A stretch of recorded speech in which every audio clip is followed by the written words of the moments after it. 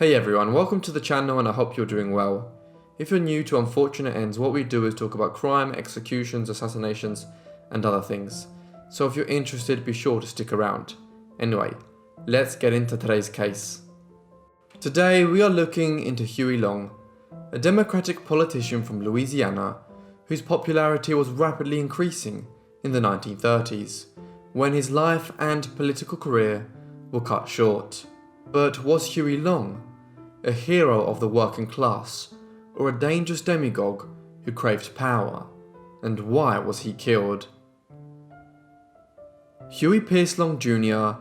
was born on the 30th of August 1893, outside the town of Winfield in rural Louisiana.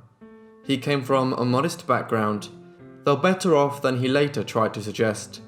His parents were middle-class Southern Baptists, but with 9 children, they struggled to make ends meet, and Long never finished high school as a result, instead taking a job as a travelling salesman when he was a teenager. But it was his own kind of education, one in which Long learned how to sell people on ideas and how to converse with complete strangers, a schooling for the world of politics. Yet Long was anxious not to be stuck on the road selling goods for too long. In 1912, he began studying law, and in 1914, he enrolled in Tulane University Law School with the intention of quickly earning a degree. He was anxious to get ahead, and he petitioned the Louisiana Supreme Court to be allowed to take the state bar exam early, a suit which he won. He quickly went on to pass the exam, and by 1915, he was back in his native Winfield, practicing and representing poor workers whose rights had been abused by their employers. It was the beginning of a long career in which Long acted and presented himself as a champion of the poor and downtrodden.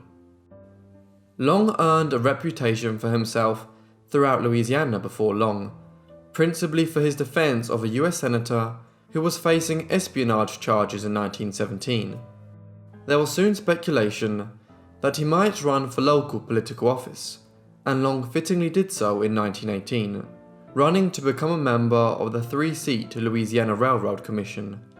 A close race ensued in which Long came out victorious, narrowly defeating his rival, Burke Bridges. The years that followed saw him earn further accolades.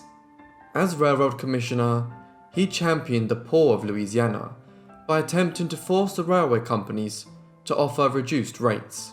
Then, in 1922, he took a case all the way to the US Supreme Court against the Cumberland Telephone and Telegraph Company, arguing that their increased rates were unfair and disproportionately impacted on the working class in Louisiana. He won the case, refunds were issued by the company, and he caught the eye of the former president, William Howard Taft, who was sitting as a Chief Justice at the time, and praised Long for his abilities as a lawyer. 2 years later, Long ran for the first time to become Louisiana State Governor. This was under the Democratic ticket, at a time when, unlike today, the Democratic Party controlled politics in the southern states. Although he did not win, making it the only election campaign he would ever lose, he still managed to win more parishes outright than any of his contenders. In fact, it may have been Long's neutral stance towards the Ku Klux Klan that possibly cost him the governor's mansion, as the Klan was unfortunately at the height of its support in the 1920s, and millions of white adult males were members. Long would run again for the governor's seat 4 years later, in 1928. He had used the intervening 4 years to build up his support base across Louisiana, in particular earning staunch followers when he championed the case of rural farmers in Louisiana, following the Great Mississippi Flood of 1927. He also employed novel techniques during the 1928 campaign, running commercials through the booming medium of radio, and using sound trucks to blast out his message in Louisiana's cities and towns. In the election, he earned 43.9% of the vote, and easily beat his Republican challenger in the runoff, making him the youngest ever state governor at the age of 35. Once he took up office, Long quickly moved to secure his power base, and it is from this time onwards that we begin to see the more ruthless side to his character. Not content with having won the election, he fired hundreds of federal employees who he suspected of being opposed to his policy platform. He filled their positions with loyal followers. This Machiavellian streak aside, Long continued to press his popular policies aimed at bettering the lot of the working class. For example, free textbooks were provided to school children. He also introduced new taxes on oil companies, and it was this which would bring him into trouble politically for the first time. In 1929, just a year after entering office, he was impeached. However, the populist politician in Long would emerge victorious. He appealed to the people of Louisiana in a series of mass rallies in which he proclaimed that he was being assailed in his position by the Standard Oil Company, which was unhappy with his taxes on their oil wealth. The response was enthusiastic, and when a group of state senators signed a declaration that they would vote against impeachment, the proceedings were dead in the water before they had really begun. Riding a crest of a wave, Long now decided to make a move to become one of Louisiana's federal senators. He announced his candidacy in 1930, by which time he had acquired the nickname by which he would be known for the remainder of his life, the Kingfisher, after a character from the popular Amos and Andy sitcom. The 1930 Louisiana Senate election was a vicious one. Long lampooned his opponent, Joseph E. Ranzel, a former ally of Long's, as an old man who had been in power too long. He appealed to his populist base as the Louisiana media and business establishment rallied behind Ranzel. In the end, Long's approach worked better, and he was elected with over 57% of the vote. Yet, Long would not take up his seat immediately. He elected instead to serve out the remainder of his 4-year term as Louisiana state governor. So, it wasn't until the spring of 1932 that Long arrived to Washington, D.C. to sit in Congress.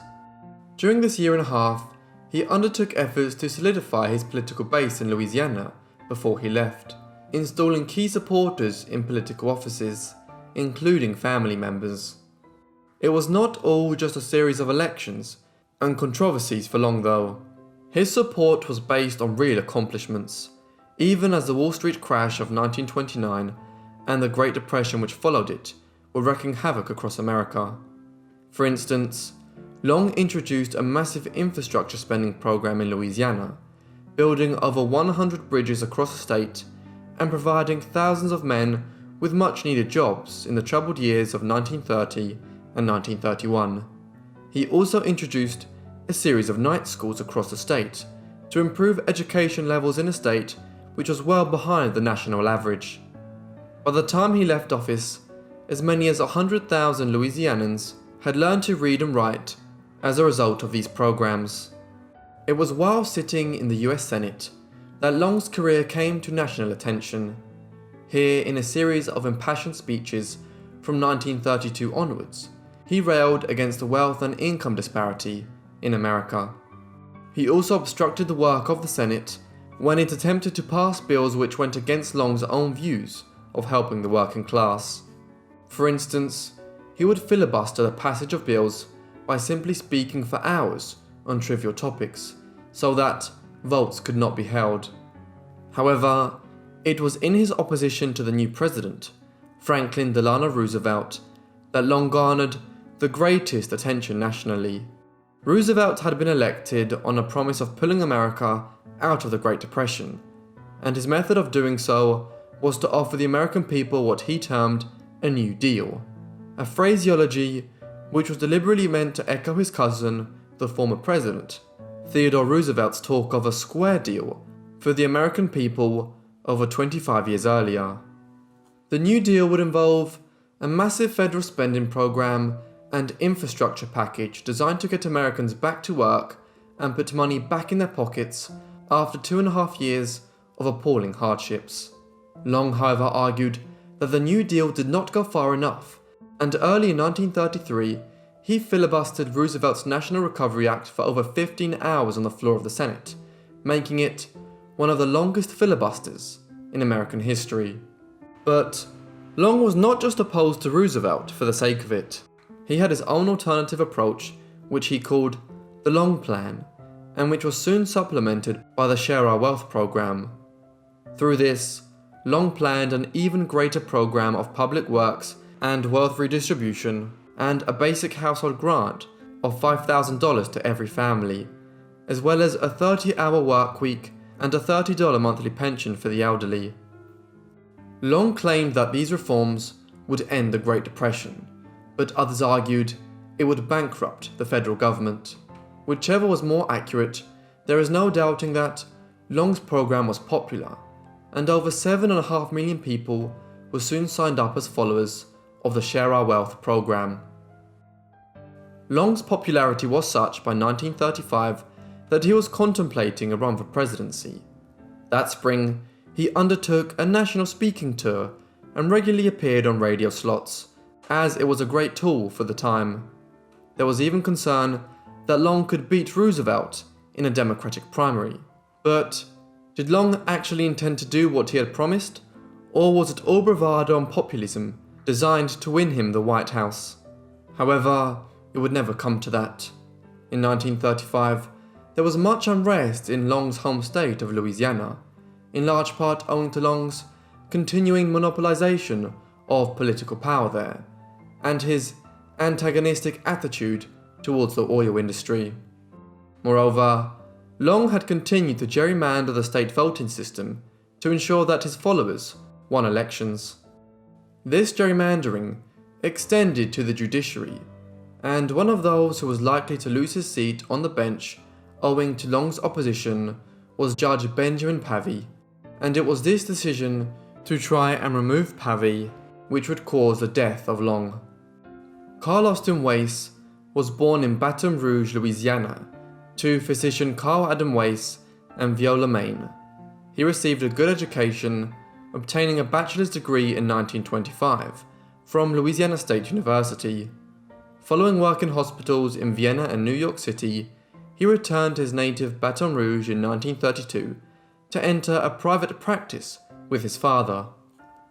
Then in 1933, he married Yvonne Louise Pavey, and just a year later, the couple welcomed a son to the world named Carl Austin Weiss Jr. An important thing to note is that Carl's wife was a daughter of Judge Benjamin Henry Pavey, the man who would lose his position owing to his anti-Long political stance. It seems that it was this power-mongering from Long and his followers which led to Carl confronting him, but no one expected what would happen next. On the 8th of September 1935, shortly after a late vote around 9 p.m, while Long was walking through the halls of the Louisiana State Capitol, Carl Weiss approached the senator and shot him from close range. Long's bodyguards subsequently opened fire, discharging as many as 60 bullets at Weiss, who died at the scene. Yet there is some speculation that Long was actually shot by some of the bullets that were directed at Weiss, and many theories have abounded about what actually occurred that night. Although it's clear that Weiss did confront Long, some accounts state that he only punched him. For example, in a confession, Nurse Jewel O'Neill claimed that, while treating the injured Long, he stated, "That's where he hit me." Those who back this theory claim that one of the bullets discharged by his bodyguards ended up ricocheting off the marble walls and hitting Long. At the time of the shooting, Weiss's family did not accept his guilt, and even doubted the official events of the shooting. It has been stated that he was happy that day, and so had no reason to try and assassinate Long. Moreover, there was no evidence that he had premeditated the shooting, and he was known to carry a gun on his person during house calls. Well, it was a frequent practice at the time. Whatever happened in the state capital, we know what occurred afterwards. Long was rushed to Our Lady of the Lake Hospital, where despite emergency surgery, he died from internal bleeding at just after 4 a.m. When he was buried 4 days later, over 200,000 people turned out to attend the passage of his funeral through Baton Rouge. After the assassination, the Money Life Insurance Company dispatched investigator K.B. Ponder to confirm the nature of Long's death. His 1935 report concluded, "There is no doubt that Wace attacked Long, but there is considerable doubt that Wace ever fired a gun. There is no doubt that his death was accidental, but the consensus of more informed opinion was that he was killed by his own guard and not by Wace." After this, the insurance company paid Long's widow $20,000, and this information was only made public 50 years after Long's death in 1985. Thus, Long's life and political career were cut short. Though he was a great speaker and politician who was dedicated to protecting the working man and woman, there was a ruthless side to him, evidenced by how he monopolized power, as well as his populist appeal to the masses. Whether Long could have successfully challenged Roosevelt for the presidency is a great what-if, but perhaps the even bigger issue is if he would have followed through with the promises under the Share Our Wealth scheme and the Long Plan. We will never know. Hey everyone, thanks so much for watching this video on Huey Long. I hope you found it interesting, and let me know what you thought of the case down below. Also, if you have any suggestions, be sure to leave them in the comments. And I hope you guys have notifications to get all my videos as soon as they're uploaded. Anyway, that's all from me, so I'll see all of you in the next unfortunate end. Thanks.